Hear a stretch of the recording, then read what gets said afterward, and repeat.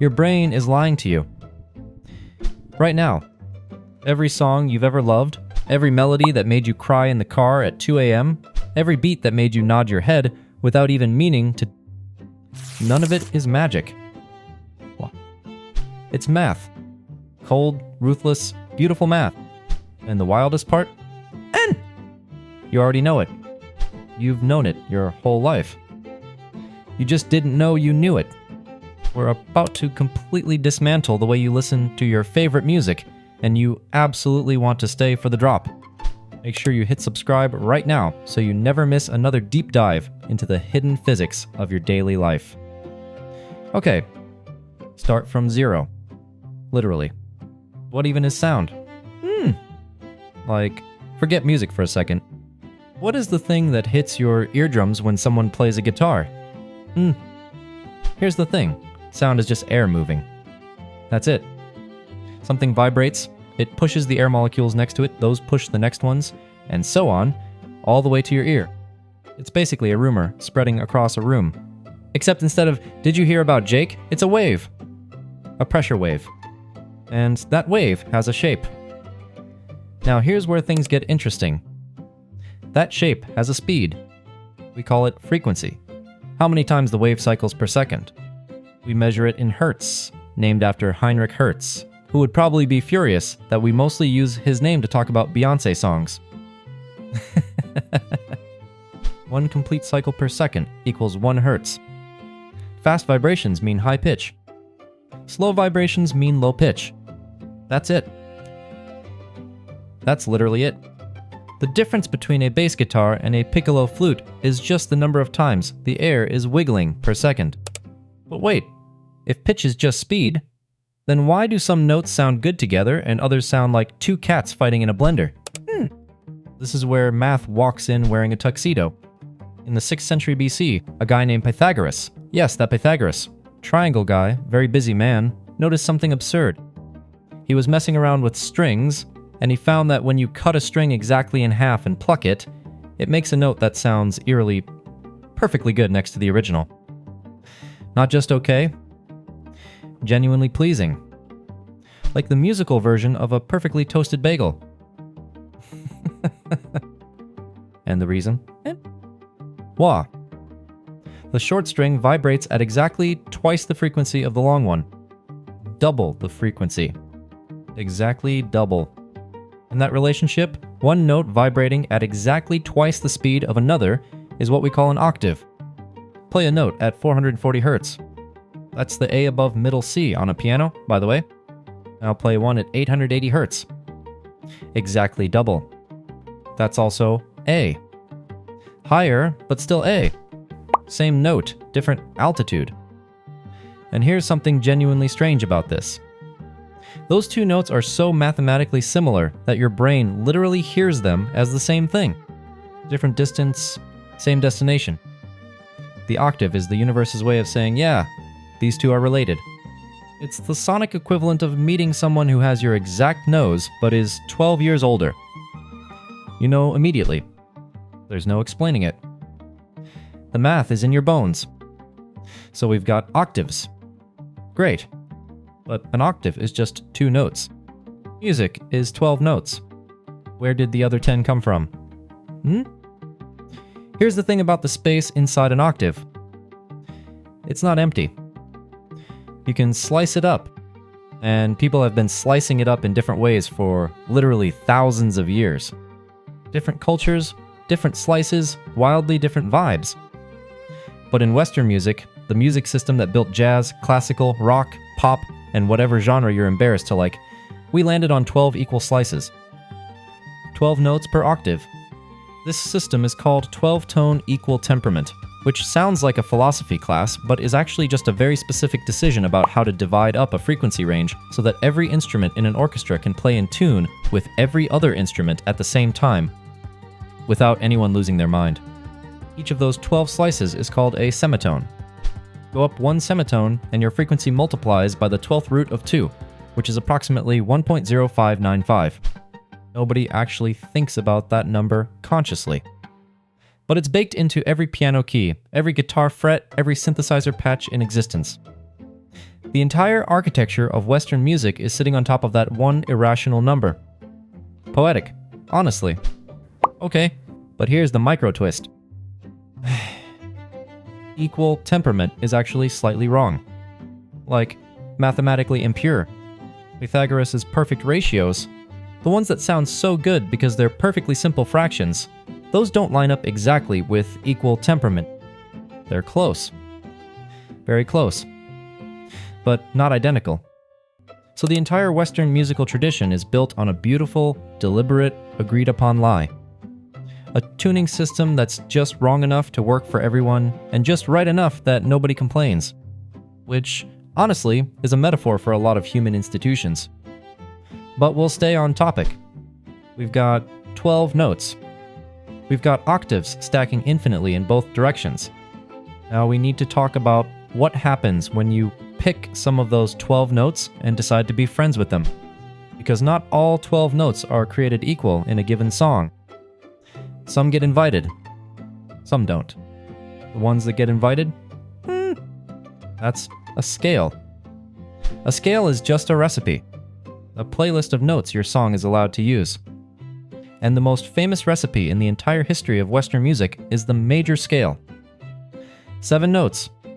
Specific gaps between them. Sounds happy. Sounds bright. Sounds like every Disney movie ever made, and also your ringtone in 2009. But why does it sound happy? Why does happy even have a sound? Here's the thing. It comes back to those frequency ratios. The notes in a major scale have relatively simple mathematical relationships to each other. Simple ratios feel resolved. They feel stable. They feel like everything is fine, and the rent is paid. Complicated ratios create tension. And tension, in music, is a physical sensation. Your auditory cortex is literally doing arithmetic right now when you listen to music, checking if these frequency relationships resolve or not.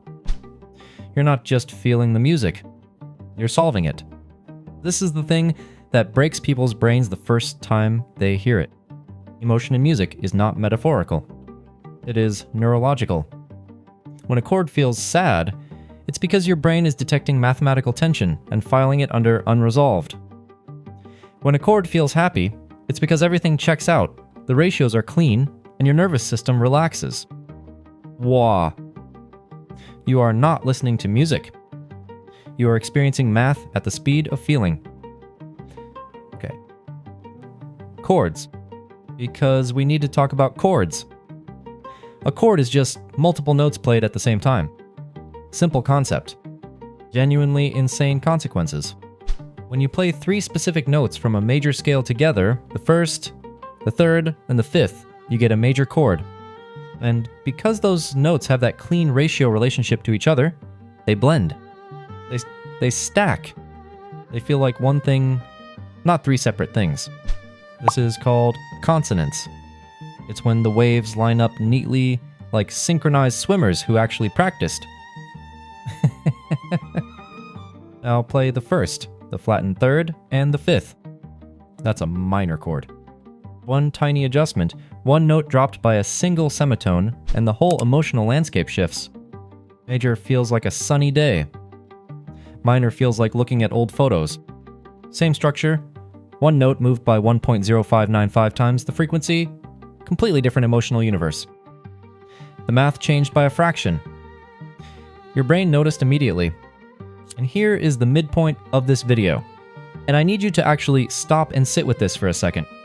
Because this is the thing.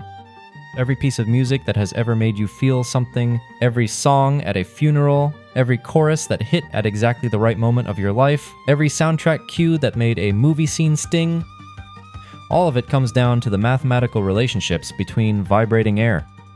Composers aren't casting spells. They're not channeling something mystical from beyond. They're making decisions about ratios. They're choosing which frequencies to combine and in what order. And somehow, the result of those decisions lands in the chest of a stranger on the other side of the planet and makes them cry. That is actually insane. A series of rational numbers, moving air, and suddenly there's a lump in your throat and you're thinking about your grandmother. Math did that. Math. Okay. We need to move. Because we haven't even talked about time yet. Music isn't just what notes you play. It's when you play them. Rhythm is the time dimension of music, and it has its own math. The most fundamental unit is the beat, the pulse you tap your foot to, the thing your body automatically locks onto when a song comes on. Your brain is constantly predicting where the next beat will land. That prediction is happening automatically, involuntarily, even in people who claim they have no rhythm. You have rhythm. You're just not using it correctly yet. Beats are organized into measures, or bars, groups of beats with a specific count. 4 beats per measure is by far the most common in Western pop music. It's called common time, and there's a reason it's called that. It's everywhere. Your heartbeat is in 4. Walking is in 2, which divides into 4. Humans are biologically primed for 4-beat cycles. It's possible that pop music is in 4/4 because the human body is in 4/4. Or at least, that's the romantic way of putting it. Tempo is how fast those beats go, measured in BPM, beats per minute. A slow ballad might be 60 BPM. A heartbeat at rest. No coincidence. A dance track might hit 128 BPM, which is also, not coincidentally, right around the heart rate when you're dancing. The best DJs in the world intuitively understand that they are not just programming music. They are programming your cardiovascular system. Now here's the cross-field twist you didn't see coming. Wah. Rhythm is to time what pitch is to frequency. In sound, fast vibrations are high notes. In rhythm, fast pulses are fast tempos. They're the same phenomenon operating at different scales. A drum beat at 2 Hz, 2 hits per second, is too slow to hear as a pitch. But speed it up past 20 Hz, and it stops being a rhythm and becomes a buzzing tone. The boundary between rhythm and pitch is just a matter of how fast the pattern repeats. They are the same thing. Different speed, same physics. The beat drop and the bass note are cousins from the same mathematical family. You're building a musical universe right now in your head. You've got notes, scales, chords, beats, tempo. Now, you need one more thing. You need to know how to put it all together into something that will make 14-year-olds spend money. 4 chords. That's it. 4 chords is the entire pop music industry. I'm not simplifying. I'm not being reductive for comedic effect. I mean this literally. The I-V-V-I-V chord progression, pronounced 1-5-6-4, underlies an almost cartoonishly large percentage of the most successful pop songs ever recorded. We're talking Let It Be. We're talking No Woman, No Cry. We're talking Don't Stop Believin'. We're talking songs across completely different genres, different decades, different continents, different everything, and they are all running on the same 4 chords in the same order. Like, we found the cheat code decades ago, and everyone just kept using it. But why? And why do these 4 chords work so well that professionals who spent 20 years studying harmony still come back to them every time they need a hit? And because of tension and release. Everything in tonal music, all of Western harmony, is one long conversation about tension and release. You establish a home base. That home base is called the tonic, the I chord. It's the sound of we're here, we're stable, everything is fine. Then you leave home. You go to the V chord, the dominant, and suddenly there's tension, expectation, a musical itch you need to scratch. The V chord wants to go home more than anything in the universe. It's the musical equivalent of being 20 minutes from your house and really needing to use the bathroom. The pullback to I is physical. Then you hit the Vi chord, the relative minor, which is like home but sadder. Nostalgic. Bittersweet. And the IV chord is warm, expansive, the musical equivalent of a deep breath. Then you go back to V, and you want to go home again, and you do, and the cycle repeats, and somewhere in that loop, a human being feels emotions they can't quite name. This is why composers hate this progression and keep using it. It's not lazy. It's optimal. It's the melodic equivalent of a perfect ergonomic chair. your brain doesn't get tired of it because it's not a quirk or a trend. It's derived from the deepest mathematical logic of how tonal harmony works. The IV progression doesn't just sound good. It sounds like the inevitable conclusion of how human auditory perception interacts with frequency ratios. It sounds the way it sounds because it has to sound that way. And here's where the full picture snaps into focus. Remember the very first thing we talked about? N! Sound is vibrating air. Frequency. Math. That's where we started. And look where we ended up. We went from vibrating air to simple frequency ratios, to octaves, to scales, to chords, to harmony, to emotional response, to the architecture of a pop song. Every layer grew directly out of the one below it. There was no magic, no leap of faith, no mysterious artistic inspiration required. It was logic, all the way down, stacking up until it became something that makes people cry on trains with their headphones in. That's the thing nobody tells you about music theory. People think it's going to kill the magic. Like, if you understand why something moves you, it'll stop moving you. But it works the opposite way. Because now when you hear that V chord reach toward home, you know exactly why your chest tightens. And it still tightens. The math explains the feeling, but it doesn't replace it. If anything, knowing that a bunch of vibrating air executing simple numerical ratios somehow found a direct line into your nervous system and lodged itself there, that's more magical than any mystical explanation. We built cathedrals out of arithmetic. That's what music is. So here's where we leave you. Humanity has cracked a huge amount of this code. We know the physics. We know the math. We know the neuroscience. We can measure the brain activity of someone listening to a perfect cadence and watch the reward centers light up. We can predict, with mathematical precision, which chord comes next and exactly how satisfying it will feel when it arrives. We know all of that. But here's what we still don't know. We have no idea why. Why does tension resolution feel good? N. Why does the minor chord feel sad and not just different? Why does music literally organize vibrating air, produce meaning? Not just pleasure. Meaning. The feeling that a song is about something, that it's saying something you needed to hear, that it found you specifically. That part has no equation. That part hasn't been cracked.